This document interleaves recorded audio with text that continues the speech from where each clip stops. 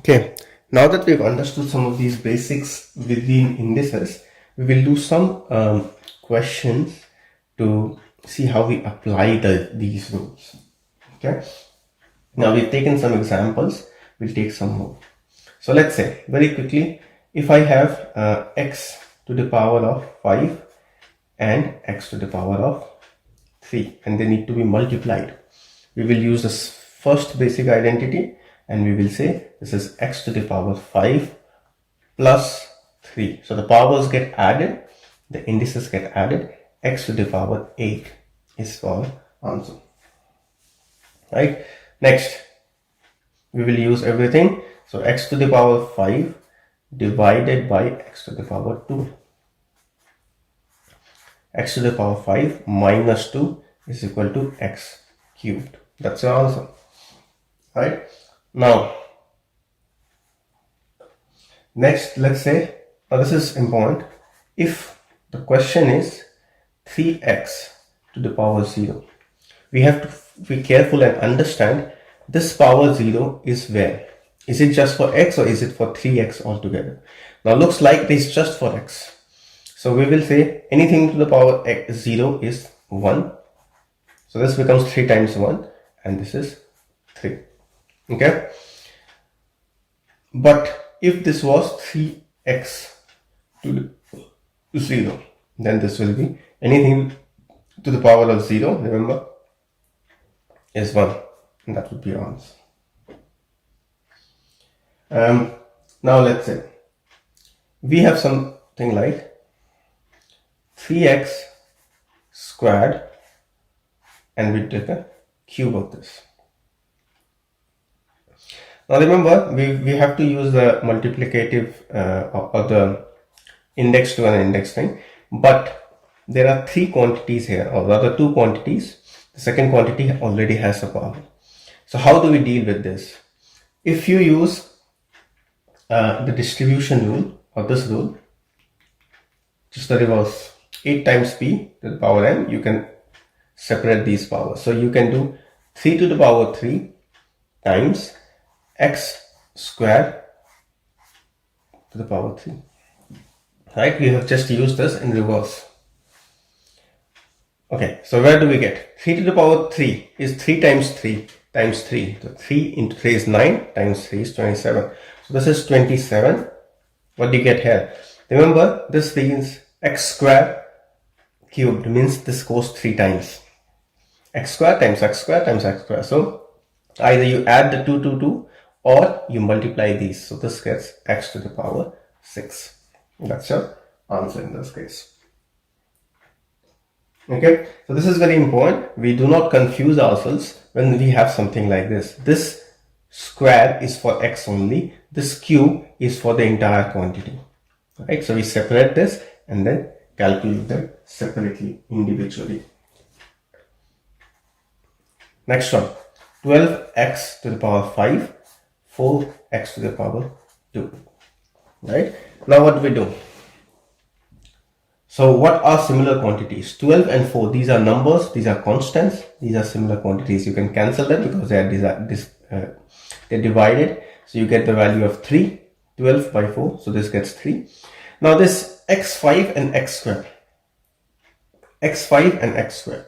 Remember we said that if you have an x5 divided by x squared, we can divide them. And how do you divide them? Something like this. If you are dividing x5 by x squared, you can do x to the power 5 minus 2. So you get 3x to the power 3. Okay.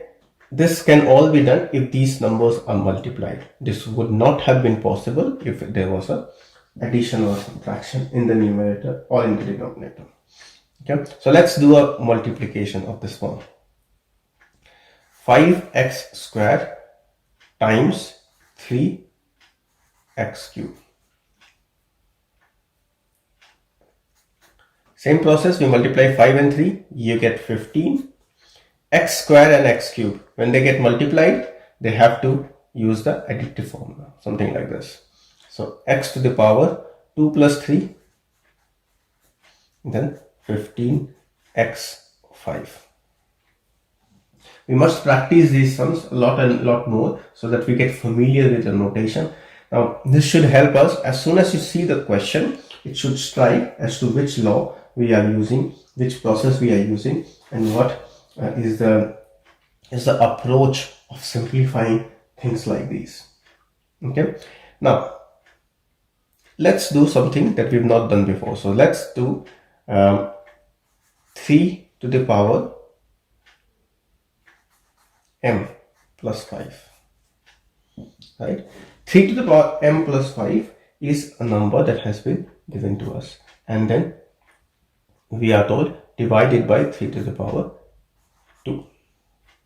This is we have to use this very carefully, because what is 3 to the power m plus 5? If we use a standard notation of addition, can we write this as 3 to the power m times 3 to the power 5? Right? Because the powers have been added, you can separate them and bring them on same base.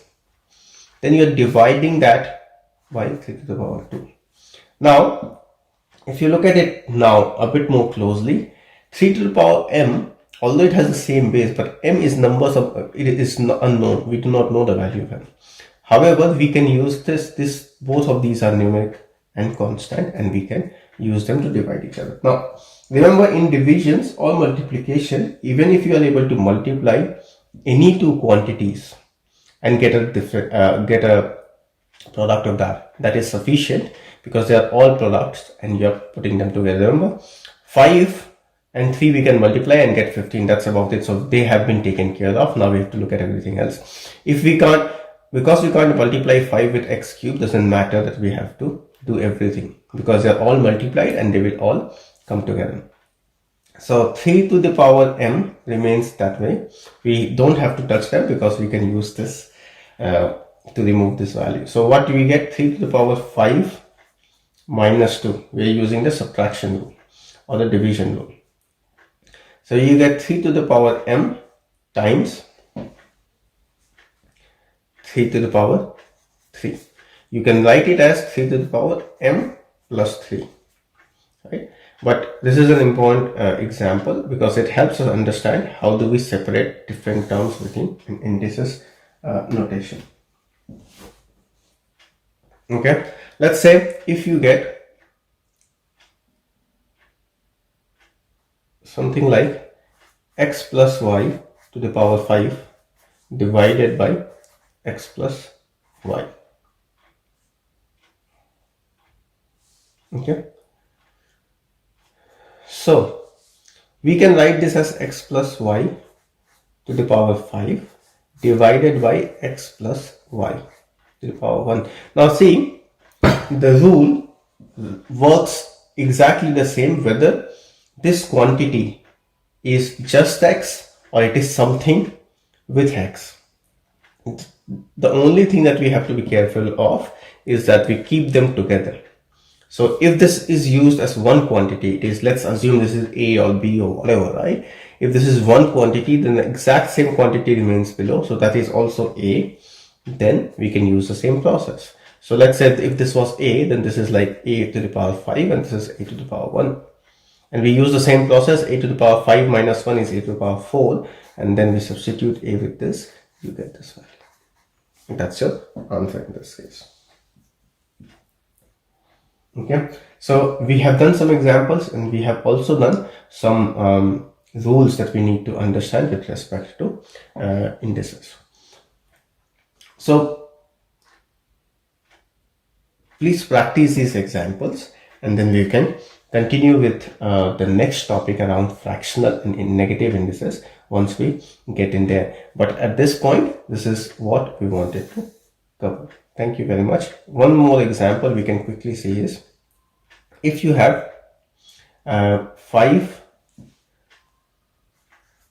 squared divided by x squared, you will get 5 remains as it is. We can deal with these x squares together. x2 minus 2. 5 into x to the power 0. X to the power 0 is 1. So 5 times 1 is equal to 5. That's your answer. Thanks for watching this. We'll meet again in the next topic when we are talking about the fractional and negative indices. Thank you.